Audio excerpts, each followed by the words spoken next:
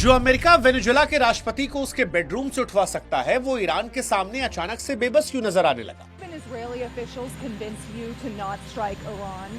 Nobody convinced me. I convinced myself.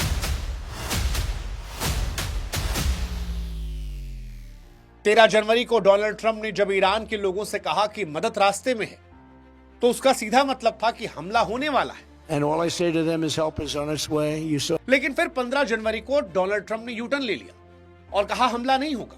सारी दुनिया हैरान थी कि आखिर 48 घंटों में ऐसा हुआ क्या। डोनाल्ड ट्रंप की वो कौन सी कमजोरी थी जिसे सऊदी अरब और कतर ने पकड़ लिया था। सवाल उठा कि क्या ईरान के ऊपर जो जंग के बादल मंडरा रहे थे वो हट गए? क्या खामनोई जो है अब ईरान में सर्वे सर्वा बने रहेंगे? क्या डोनाल्ड ट्रंप ने कोई बैकडोर से डील कर ली ईरान के साथ?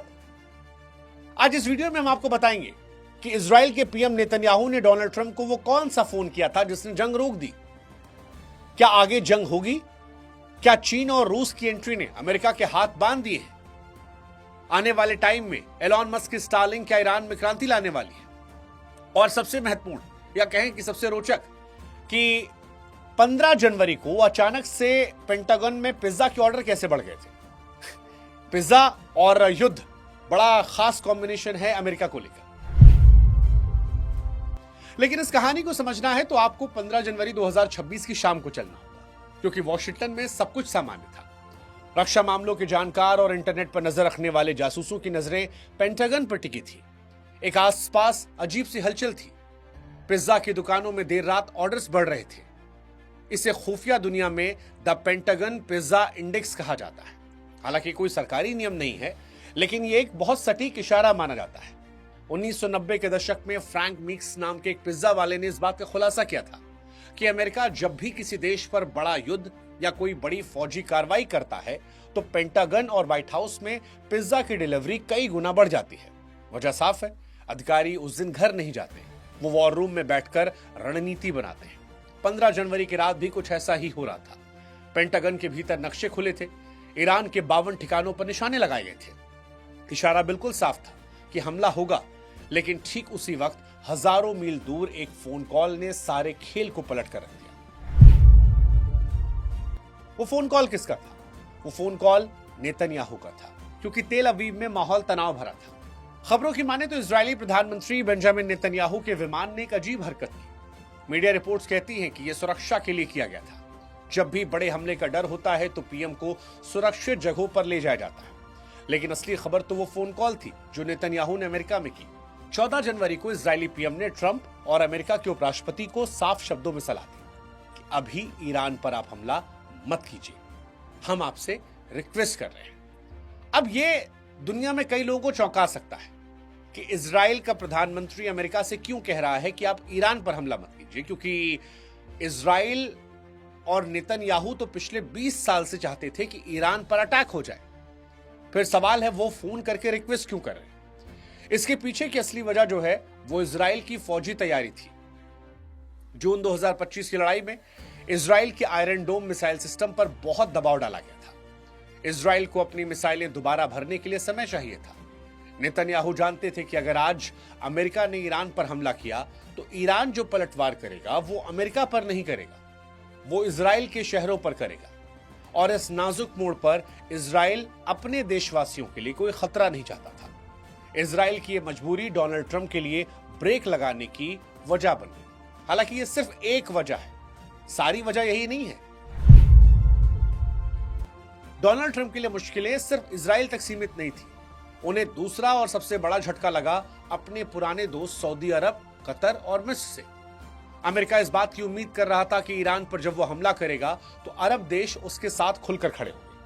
लेकिन 15 जनवरी को रियाद और दोहा से साफ साफ एक मैसेज वॉशिंगटन भेजा गया।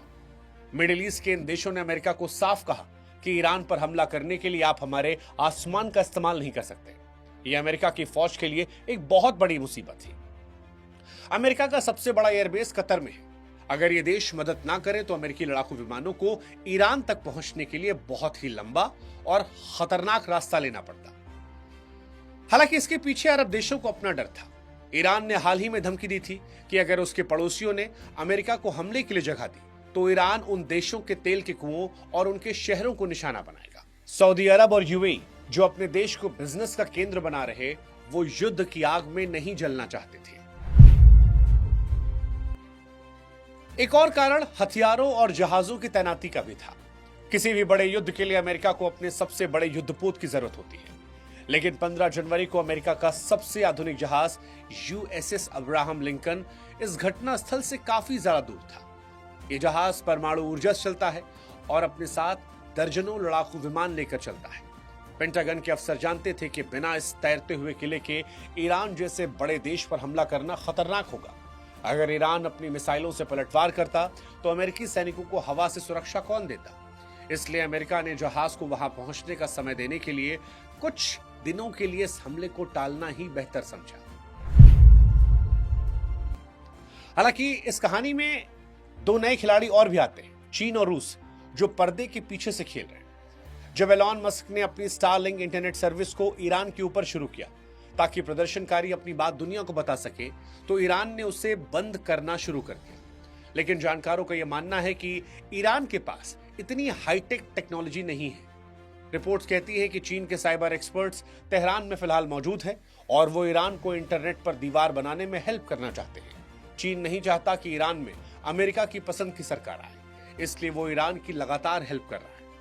उधर रूस के राष्ट्रपति व्लादिमीर पुतिन ने भी कूटनीतिक मोर्चा खोल दिया। खबरों की माने तो पुतिन ने अमेरिका के दखल की निंदा की है और इसे विदेशी साजिश बताया।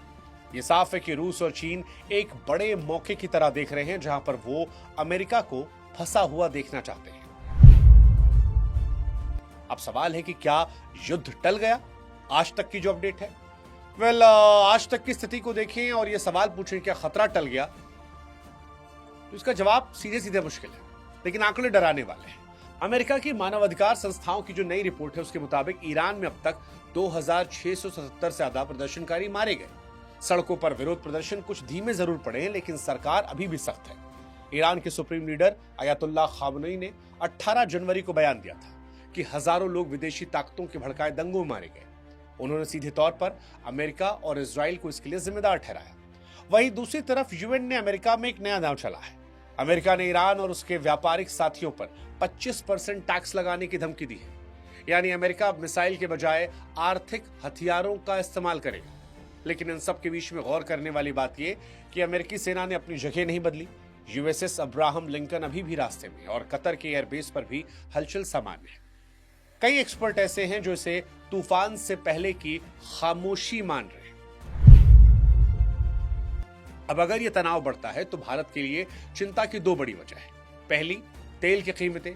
अगर समंदर का वो रास्ता बंद होता है जहां से तेल आता है तो भारत में महंगाई बेकाबू हो जाएगी। दूसरी, चीन का एंगल। अगर अमेरिका और चीन ईरान आमने सामने आते हैं तो इसका असर एशिया की सीमाओं पर ही पड़ेगा। भारत हमेशा से बातचीत का पक्षधर रहा और 14 जनवरी के एडवाइजरी के बाद से भारतीय विदेश मंत्रालय भी पल पल की खबर रख रहे हैं। अब सवाल यह है कि क्या तैयारी का समय है? निष्कर्ष क्या है इस पूरी कहानी का? क्या पिज्जा ठंडा होने के साथ जंग की गर्मी खत्म हो गई?